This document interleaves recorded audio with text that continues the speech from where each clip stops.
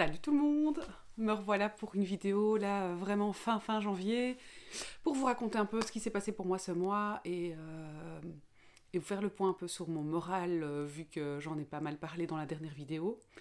Et voilà.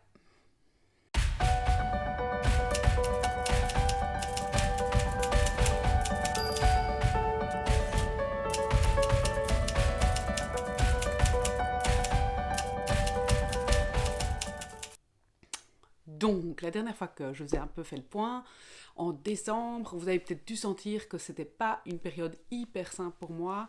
Et effectivement, ça n'a pas changé en fait sur ce mois de janvier. J'ai plus écrit depuis 6 semaines à peu près, et c'est pas vraiment facile pour moi de vous le dire ici. Euh, J'éprouve un peu de honte en fait en racontant ça. Et puis en même temps, je me suis souvent dit ici que sur cette chaîne YouTube, sur ce que je faisais sur YouTube, j'avais pas envie de masquer les choses, j'avais pas envie de montrer une réalité fausse qui serait tout le temps une réalité positive et tout. Donc c'est super important pour moi d'être authentique et de vous dire un peu ce qui se passe. Et donc voilà, je pense que c'est aussi important, c'est une action forte quoi dans ce qu'on fait comme contenu, de pouvoir se présenter comme un être humain avec ses hauts et ses bas, et la vie est faite ainsi, donc il n'y a pas tout le temps que des hauts. C'est vrai que depuis que j'ai commencé à écrire, depuis que mon premier livre est sorti en fait en 2018, j'avais pas connu de bas comme ça, et là maintenant, je sens vraiment une sorte de chute dans ma créativité, dans mon écriture, et donc voilà, ça fait partie du chemin. Je suis quand même de toute façon relativement confiante sur le fait que je vais trouver un moyen de m'en sortir, mais pour le moment en tout cas, voilà, c'est un peu bouf, au fond du trou. Je vous explique un peu comment j'ai analysé les choses par rapport à ça. D'abord il y a un aspect pratique à ça, c'est que quand j'ai du temps pour écrire, je me concentre sur la publication du troisième livre. Donc finalement, je suis pas dans l'écriture parce qu'on n'est plus dans cette phase-là. Le manuscrit est prêt, il est corrigé, tout ça. Donc là maintenant, je travaille sur la couverture, sur la mise en ligne, sur la confection du dossier e-pub, mais aussi tout ce qui est administratif pour pouvoir avoir un code ISBN et tout ça. Donc sortie normalement prévue fin février, début mars, je sais pas encore très bien. Normalement, quoi, si tout va bien. Mais voilà, donc du coup, ce qui explique que je m'investis pas dans le quatrième, et aussi symboliquement, c'est comme si c'est parfois compliqué de passer dans un livre suivant quand on n'a pas fini ce qu'on doit faire pour le précédent. Je crois que moi j'ai du mal parfois à être sur les deux tableaux des deux livres et de jongler entre ces trucs différents. Je crois que je suis encore fort habitée du troisième et j'ai envie qu'il vive sa vie avant de pouvoir vraiment m'investir dans le suivant. Et après, je crois qu'il y a d'autres raisons. Je pense que, comme je l'expliquais dans la précédente vidéo, voilà, ça m'a un peu cassé les initiatives que j'avais prises en 2021 pour être publiées, tout ça, qui n'ont pas fonctionné. Et ça m'a vraiment...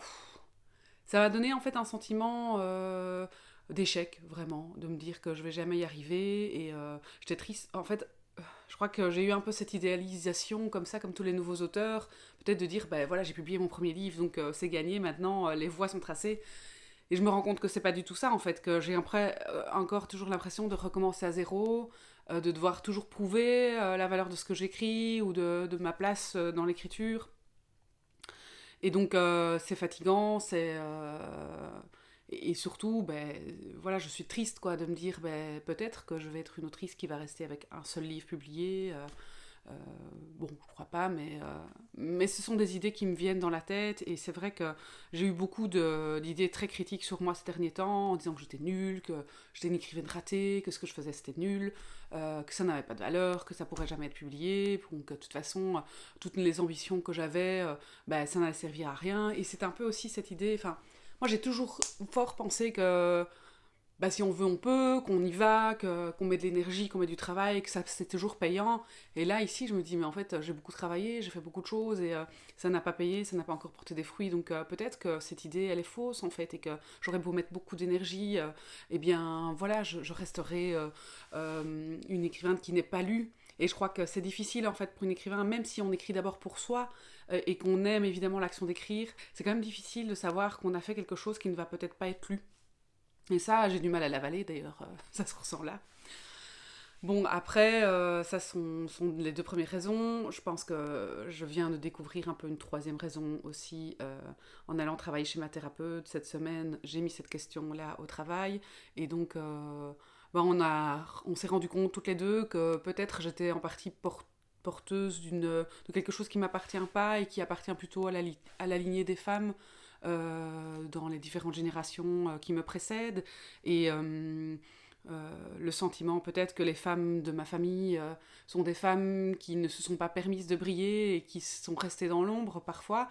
Et du coup, j'ai l'impression que ça a fait sens pour moi, cette idée, et qu'il y a quelque chose qui est... Ben, je suis la digne fille de toutes ces femmes-là, et donc je m'auto-sabote aussi dans ce que je fais, sans doute.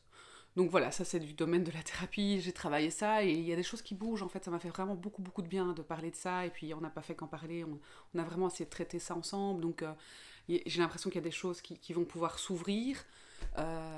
D'ailleurs, bah, j'observe que j'ai des nouvelles idées, c'est depuis quelques jours, j'ai des envies qui reviennent, j'ai un peu ce fourmillement là qui vient des mots, je pensais à mon livre, ça m'a fait du bien d'y penser, enfin voilà, donc j'espère bien qu'il y a des choses qui vont se réactiver dans les prochaines semaines, dans les prochains jours. Et voilà, puis aussi, en fait, j'ai eu 40 ans la semaine dernière, et voilà, c'est un cap. Je crois que c'est pas un super cap, enfin, c'est pas un cap très facile pour moi. Je sais que des femmes vivent ça extrêmement bien, et c'est cool. Et puis voilà, moi, je n'ai pas l'impression d'appartenir à ce groupe-là, en tout cas, et que c'est plutôt, enfin oui, c'est un peu ces trucs traditionnels là, le milieu de la vie, qu'est-ce que j'ai fait de ma vie jusque maintenant, qu'est-ce que je vais encore faire. Et ça vient pile poil en fait dans ces moments où, où finalement l'écriture a été un moteur formidable pour moi ces dernières années, et maintenant je me dis, bah, en fait, les résultats que j'obtiens entre guillemets sont peut-être pas aussi importants que ce que j'espérais. Et donc voilà, en plus des 40 ans, où tu te dis, mais qu'est-ce que t'as fait de ta vie, ma vieille, est-ce que t'as fait les bons choix? Est-ce que ça vient forcément s'entrelacer? Donc voilà. Mais je pense que tout ça va un petit peu se diffuser, que je vais voir plus clair dans les prochaines semaines. Et puis de toute façon, j'abandonne pas du tout. Et donc, comme je vous le disais, il y a toujours ce projet de publication qui se prépare, là, que je vous partagerai par ailleurs. Et puis c'est pour vous dire aussi que bah voilà, c'est l'hiver dehors, c'est un peu l'hiver ici, à l'intérieur aussi. C'est normal, quoi. C'est des périodes comme ça où il y a parfois une sorte de... On se recroqueville un peu sur soi, on est moins vers l'extérieur, on est moins rempli de sève, on est moins rempli de choses. Et j'essaye d'accepter ça aussi, et de me dire, bah, c'est un temps comme ça où il y a des choses qui se passent en infra, qui vont bientôt mûrir et qui vont réexploser un peu. Et faut aussi accepter que ce soit pas tout le temps hyper... ouais, hyper plein d'énergie et tout ça, voilà. Bon, bah écoutez, dites-moi si vous aussi vous avez déjà connu des périodes comme ça et qu'on en parle et qu'on se soutienne. Ciao ciao.